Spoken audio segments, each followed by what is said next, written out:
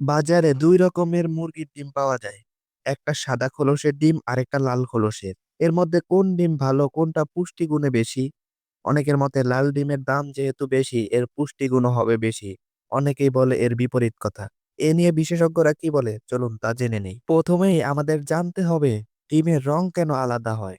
অনেকেই মনে করেন ডিমের রং মুরগির খাবারের কারণে বা ডিমের পুষ্টির কারণে পরিবর্তন হয়, কিন্তু বাস্তবে ডিমের রং নির্ভর করে মুরগির জাতের উপর।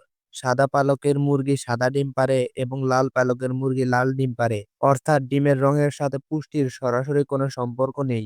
এখন আসি পুষ্টির ব্যাপারে।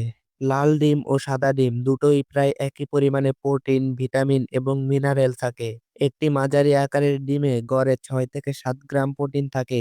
সঙ্গে থাকে vitamin A, vitamin D, vitamin E, iron ও ক্যালসিয়াম। ক্যালোরির পরিমাণও প্রায় সমান।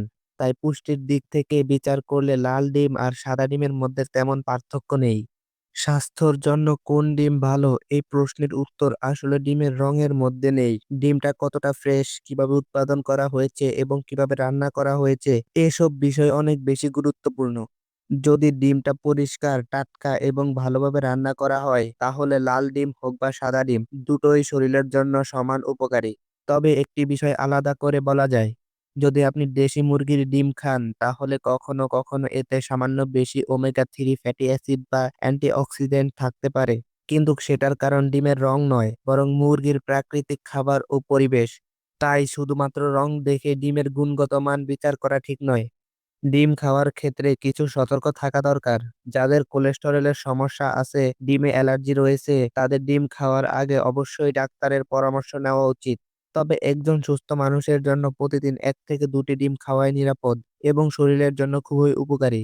সব শেষে এক কথাই বলা যায়, লাল ডিম আর সাদা ডিমের মধ্যে পুষ্টির দিক থেকে বড় কোনো পার্থক্য নেই। ডিমের রং নয়, ডিমের মান, উৎস এবং রান্নার পদ্ধতি আপনার স্বাস্থ্যের জন্য সবচেয়ে গুরুত্বপূর্ণ। তাই অহেতুক রং নিয়ে চিন্তা না করে ভালো মানের ফ্রেশ ডিম খাওয়াই সবচেয়ে বুদ্ধিমানের কাজ। আপনি কোন রঙের ডিম খান বেশি সেটা অবশ্যই কমেন্ট করে জানাতে পারেন। এমন আরো স্বাস্থ্যকর বিষয়ের তথ্য পেতে ভিডিওটি লাইক দিন এবং চ্যানেলটি সাবস্ক্রাইব করতে ভুলবেন না।